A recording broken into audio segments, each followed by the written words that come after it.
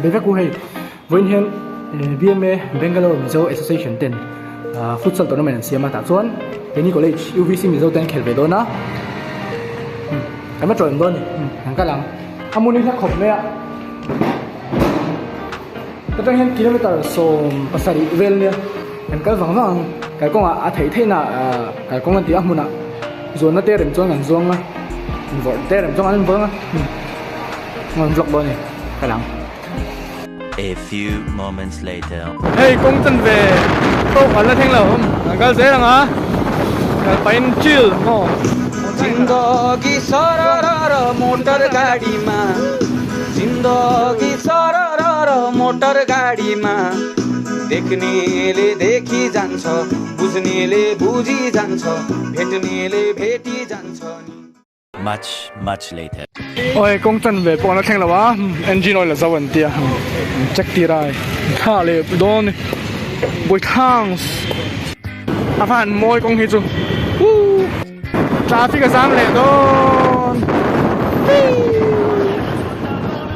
kan kheng to tei tu roma chuan chung hai ning khela kan kalang kan college chen khelo na hey kan fans te kan college show hoyan la ko lang hele ma hele ma hey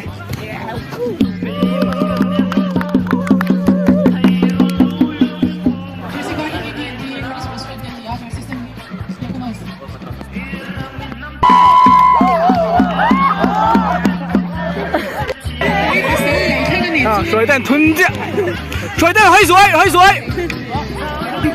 乜實在按手指啊？對啊，係。哦，本 MVP MK 係嘅本好嘛？keeper 個啊，striker 個哦。應該 match 卡一無單啊，應該 interview 先。下個冇咁明企咯。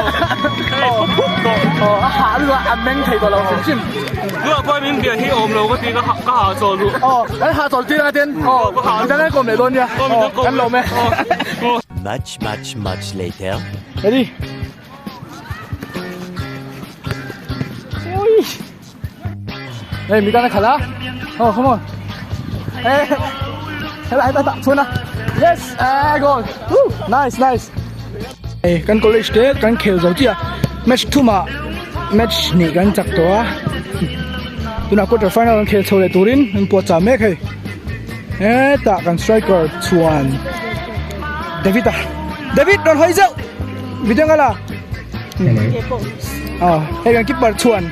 Sao mà em kia. Number 77. Hey ta suối tê à, Daddy, hay chứ? Yes. Kể cho khóc mấy. Em có đây cho em practice lại mec. Nice. Hey ta, mampu ya official. Kalau enang. Mampu ya official. Hey tu nak keeper review. Này ta phụ triệu rồi. Ha chua. Lên đinh lầu, thì chale ru. Cái là mình lầu áo răng về goal tu nạ chùa nan goalเลยตั้ง MK แล้วchùa kim vét anh yêu nghe cái hình hỏa đó tu tin tê à không ấy lầu cơ thể vô nice à mối tục nó chạy em căng em lầu tất em gì nghe hình thằng phất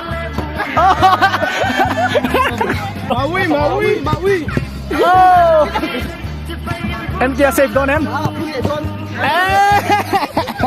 tôi em kia peกันหลังเลย ready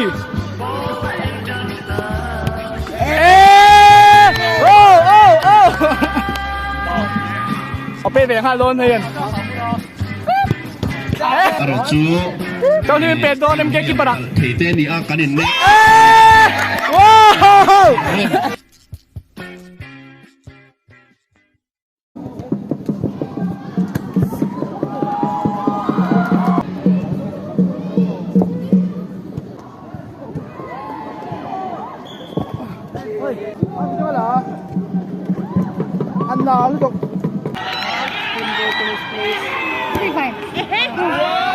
A few inches later.